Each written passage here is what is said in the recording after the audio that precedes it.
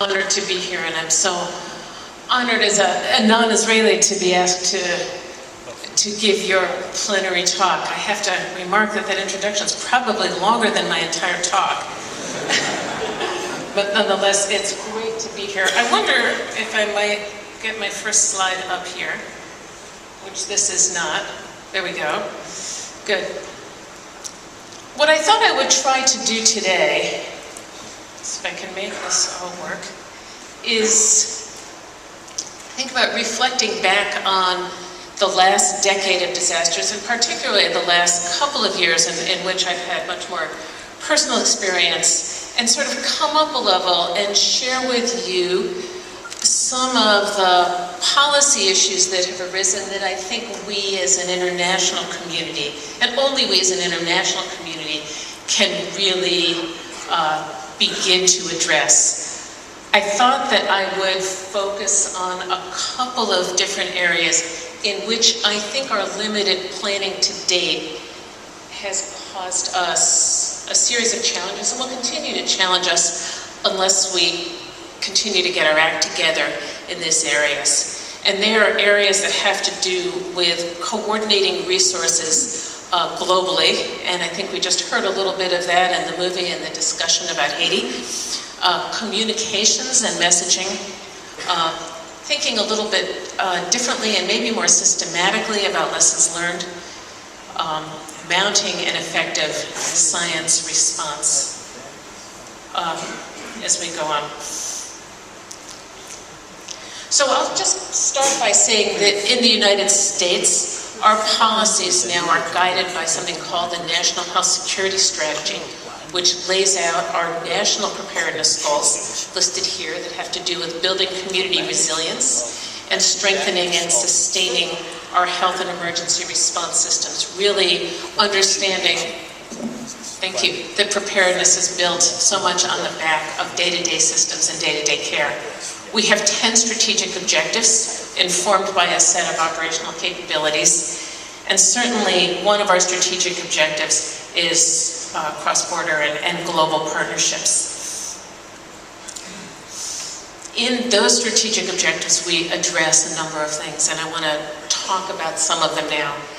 And I want to start by talking about the resources that we all mobilize as an international community to bring to a disaster, to sort of bring to this fight. One of the things that has struck me in the 2.5 years that I have been in this job is that just about every time that we get into trouble from a policy perspective, and often from a response perspective, it's because we use the same words to mean different things. In H1N1, it was, what is a dose? In Haiti, it is, what was a medical team? What was a surgical team? Did a surgical team consist of surgeons and technicians, or did it also include an anesthesiologist, for example? Hard to imagine doing surgery without an anesthesiologist. What is a field hospital? What are crisis standards of care? Crisis standards of care and triage and appropriate care in Haiti are really different than they are in Israel or in the United States. And I think many of us, and I'm seeing a lot of heads nod, really struggled with the challenge of wanting to provide a standard of care common in the developed world to a country that didn't have that standard of care and wasn't really equipped to continue, whether it was post-operatively or beyond, with that standard of care. We all meant different things by those words. What do we mean by whole community? In the United States, with FEMA, we have adopted a whole community approach. And sometimes we use that to refer to public-private partnerships. Sometimes we use it to apply to all the different kinds of populations in a community. Most importantly, one of our challenges in the United States is when we talk about population preparedness, we leave out about 25% of the population, and that's children. So whole community has to really involve everybody. Children, the elderly, all of the different parts of our society that are involved in this. And finally, I think we also mean really different things by the last mile. And we talk a lot about the last mile, whether it's in IT, whether it's in countermeasure distribution, whether it's in medical care. And again, I think if we went around the room and talked about, well, what do we all mean by that, we would find different things. So right now we're all challenged because these same words mean different things to different people. And one of the places I think that we're really challenged in this, and I've learned a lot from my Israeli colleagues, and I want to single out Kobe Pellig in this regard, thinking about the fact that when we talk about equipment, supplies, all the stuff that is part of response, we really need different things. And ideally, what we would like to see is our response assets fit together as part of a seamless global system. I don't think we can do that till we have a standardized vocabulary, till we have a standardized terminology, till we mean different things by, and the same thing when we say the same words. You know, in the US, when we talk about our exercise system and we talk about our capabilities, we talk about Legos that snap together.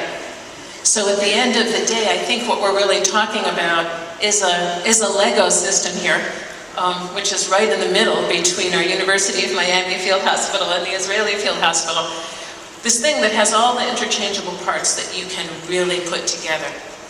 I think following Haiti, the work that PAHO's undertaken with a number of you in this room is really, really important in moving that forward and thinking about what it means to have these standardized components, to have them registered in an international system of registration, to have them have an international system of accreditation, and to have standardization, so that the next time we all come from all corners of the world to help out an area in need, we're all on that same level playing field, really able to snap the parts together and be interchangeable.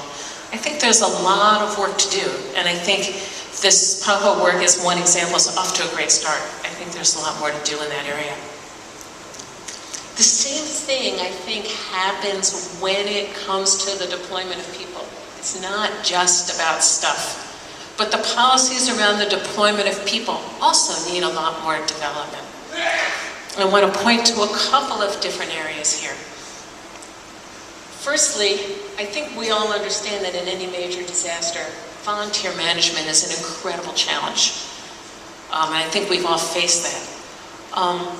But I'm not sure, again, that we all have the same ideas about what a set of global processes is for appropriate management of volunteers, and how we have a system of management, of volunteer management and response that really respects and supports the healthcare system in affected countries. For me, one of the most sobering things about some of the international response in Haiti was that you had a fair amount of capability in Haitian physicians themselves. And they were all in Miami. And they were all in Miami because other countries and NGOs sent tons of volunteers to Haiti.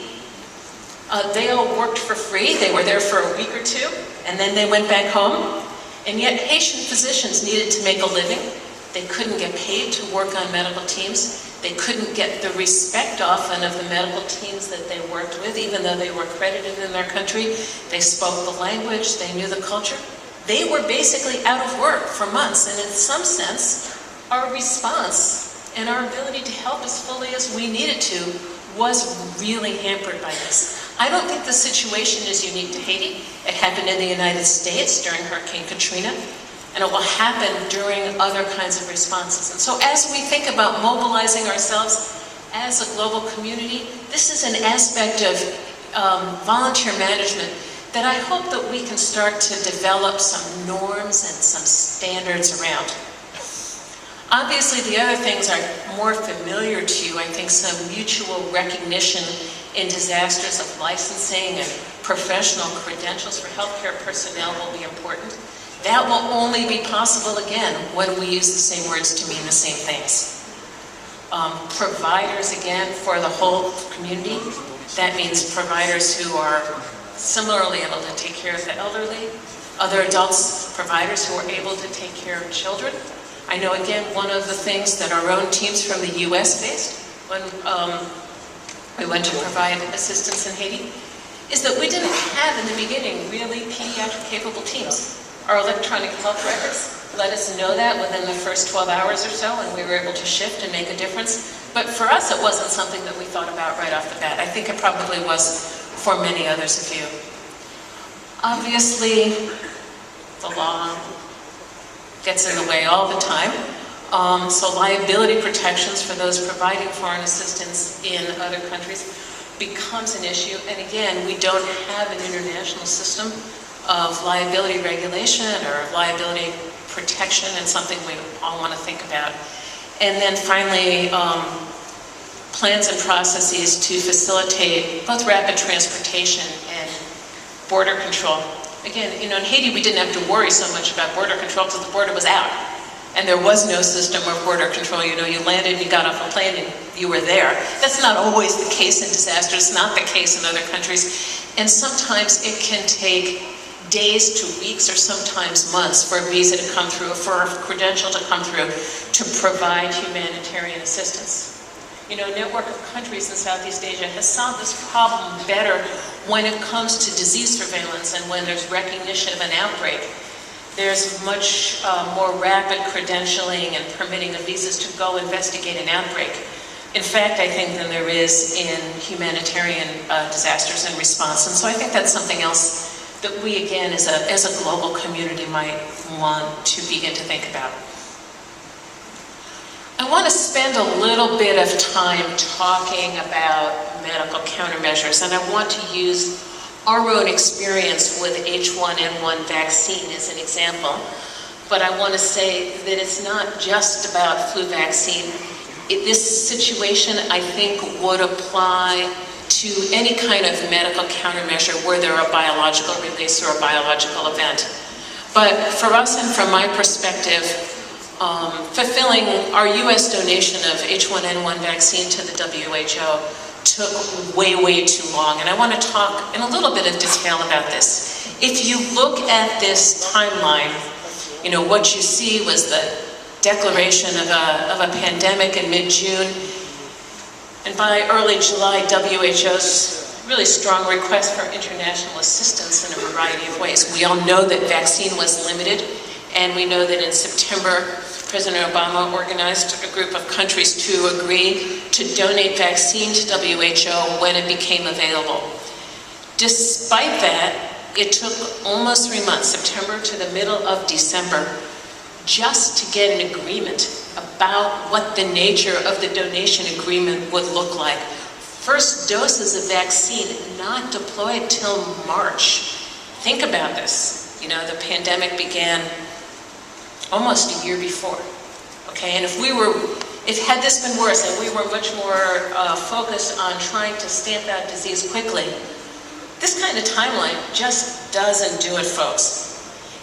If we took a look at why this was too long and why it took so long, the first thing we recognized is we had a really complicated system. We had a bunch of donor countries interacting with WHO. We had a bunch of manufacturers who needed to interact with the donor countries and WHO. You had a bunch of people who actually needed to transport the vaccine, and that part of it had never really been, I think, very well thought out, either by the countries, by the manufacturers, by WHO. You had the recipient countries, etc. But then on top of that, I think you had a situation where nobody really knew all of the steps involved. And when I look back at our experience with H1N1 in general, one of the things that I think about is I don't think anyone in the world knew all the steps involved in making the vaccine and getting it all the way to somebody's arm in any given country. So these are some of the steps. First, WHO needed to decide which countries wanted vaccine. They needed to figure out which kind of vaccine they wanted because there were many different kinds of vaccines that were available around the world. They needed to make contracts with the manufacturers. They needed to modify all the contracts that were in place, do the logistics, figure out who was going to take it, figure out how it was going to go. And then it wasn't only vaccine.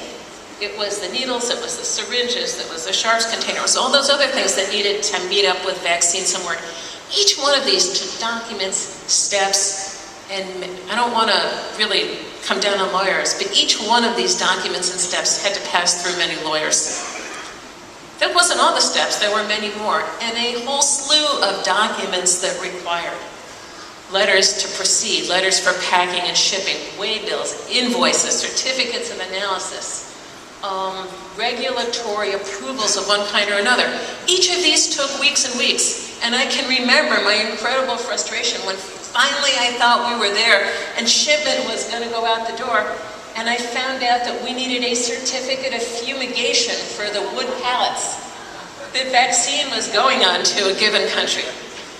That alone took another 2 weeks. So we missed the entire window to really protect people against disease because we had to go through all of these incredible steps. And I think it's because nobody really thought about them in advance. But let me just say, they all took too long. I don't think it's any way to manage a public health emergency. So I think moving forward and taking some lessons learned from this experience, we do need to find some mechanisms to deploy countermeasures quickly. I think if any one of the countries represented in this room or around the world were to experience a biological event, a couple days is the matter of life and death for hundreds of thousands of people. And we can't be messing around with these kinds of things. There's no reason now that we can't put in place liability agreements between the donors and the recipients and the makers of these countermeasures. There's no reason in the world we can't have all the transfer documentation in place. Pre-qualification of donated medical countermeasures and a regulatory framework in place. Fast-track processes. None of these things were really in place, as we found out, even during H1N1. And so on and on down the list. And as I just want to continue to stress, not really just about flu vaccine. But I think as an international community, we have a lot of work to do in this area. We've started to do a little bit of this work to overcome the barriers when it comes to the virtual stockpile of smallpox vaccine that countries have pledged to WHO. And really we're doing this as kind of a case study at this point, because if we can solve it here, I think we can solve it for a lot of other areas. But as I think you know, many countries have pledged smallpox vaccine that they have in their stocks to WHO were there ever an outbreak.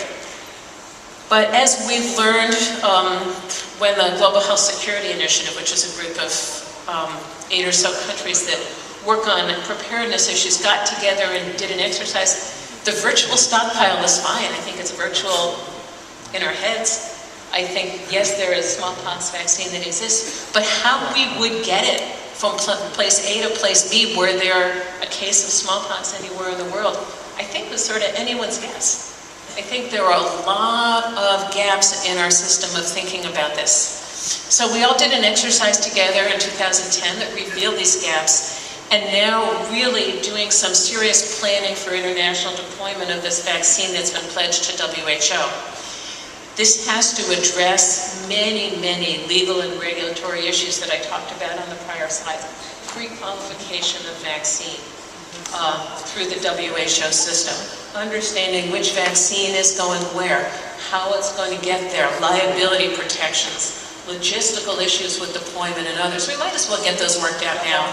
And our thinking is that if we can solve this problem around smallpox vaccine, that will set a framework to solve the problem for many of the other kinds of countermeasures that we wish to deploy. And so the GHSI and I think others are really now supporting WHO efforts to further develop this operational framework to actually mobilize vaccine from their stockpiles. And so that's it for countermeasures, but it's, for me, a hard lesson taken from H1N1.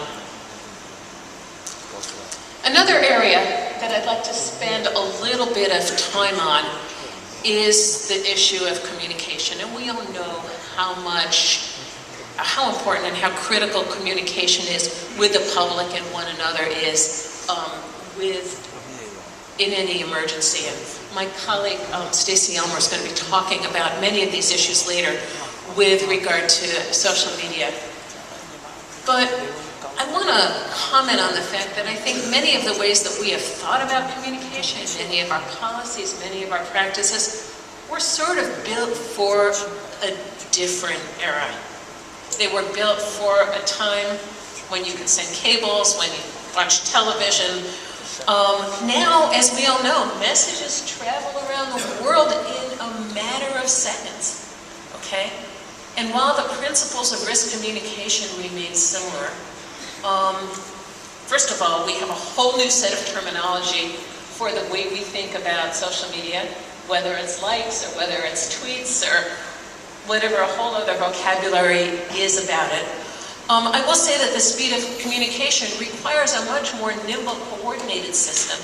And I'll also say that social media and the way information travels around the world now is something that, in contrast to previous times, really is not controllable by government authorities. Okay? And that has lots of advantages. It has lots of challenges when you're confronting a big emergency where you want to be able to get up and be the authoritative source talking to the people in your country, because you're going to be competing with all kinds of messages coming from all other kinds of places. So that means we need new ways of thinking about this. I think as a group of individual countries and a group of countries all along, we need new mechanisms to verify the veracity of the kinds of messages that are coming from these other kinds of media sources, and to rapidly share with one another those